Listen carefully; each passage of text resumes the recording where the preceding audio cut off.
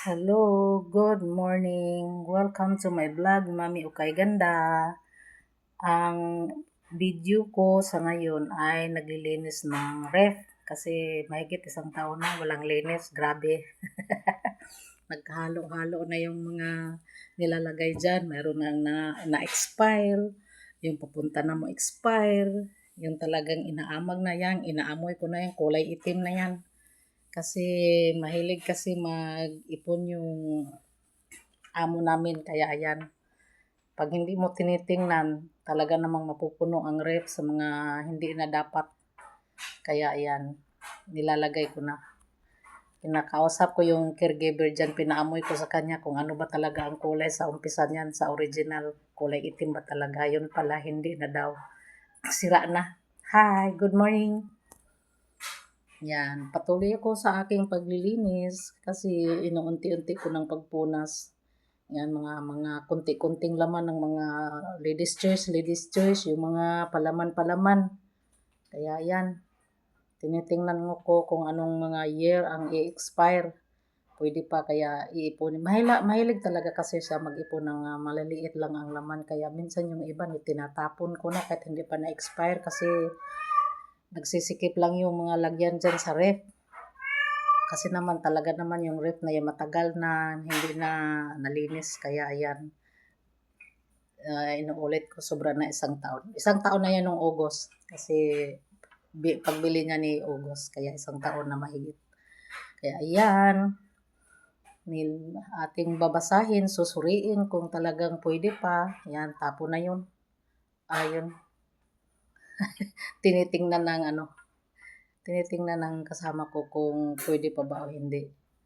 Yung plums na yan, no? Para daw ah, pag hindi ka umitsas ng everyday yan, pwede yung kainin mo. Yan, tinatapon ko na yung mga biskwit-biskwit na mga naka-open na tapos ilang buwan na dyan sa loob. Kaya tinatapon ko na lang para hindi sisikip. Yan, ano ba yan, mga nasa bote. Iinumin ko na kaya yan para wala nang lagay dyan o kaya itapon na lang. Kasi naman bawal kasi akong uminom ng mga matatamis, kumain ng matatamis kasi nga diabetic ako. Kaya ayan, control sa kinakain para naman hindi lumalala ang ating diabetic. Ayan. Bago matapos ang aking video, ayan, shout out ko sa lahat ng sumusuporta sa akin. Maraming salamat po sa inyo. Hindi ko man kayo maisa-isa pero nakita ko nandyan pa rin kayo sa aking isa pa rin kayo sa aking mga viewers. Kaya maraming salamat po. Ayan. Yun, matagal ko nang hindi pinapanood ko yung kanyang video pero hindi ako nag-iiwan ng bakas. Yan, kay shout out kay Boss Bandi dyan sa may Saudi. Yan. Marami yan silang pinapanood ko. Pero wala na akong time na mag-iwan ng bakas pero pinapanood ko yan sila. Kaya yan. Ating tatapusin at para matapos, tuloy-tuloy muna ang ating paglilinis dyan. Sarip nga nakanganga. Yan. Ayan o. Marami siyang mga fresh milk na hindi naman iniinom. Kasi dapat naman kasi ibibigay. Kaya kaso lang hindi naman binibigyan, ilang araw na yan.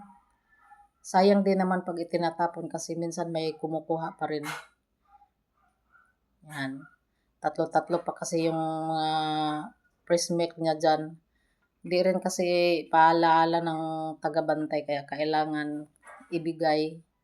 Kaya ibigay mo na ang kanyang fresh milk. Ayan. Lagi nag-uusap.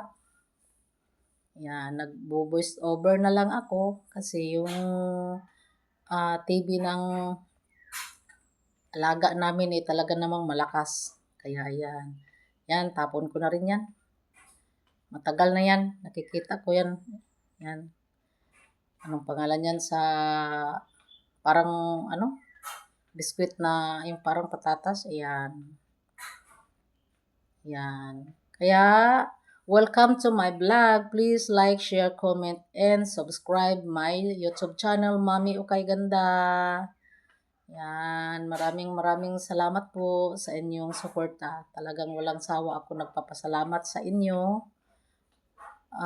Kasi nandyan pa rin kayo. Yan. Hindi pa matapos-tapos. Ayan, malapit na ako matapos dyan. At yan, ang hinuhugasan ko kasi pa isa-isa yung mga kung ano ang dapat hugasan. Yan, lagayan ng vegetable na yan. Kulay yan. Sa wakas, ayan, tapos na ako sa freezer. Linis na. Pati sa baba. Ayan, tapos na rin. Kaya, hanggang dito na lang ako sa aking pagbablog. Thank you so much and I love you to all. Maraming salamat po. Inuulit ko. Maraming salamat po sa pagsuporta. At please like, share, comment, and subscribe. Bye-bye. I love you all. Bye. Bye.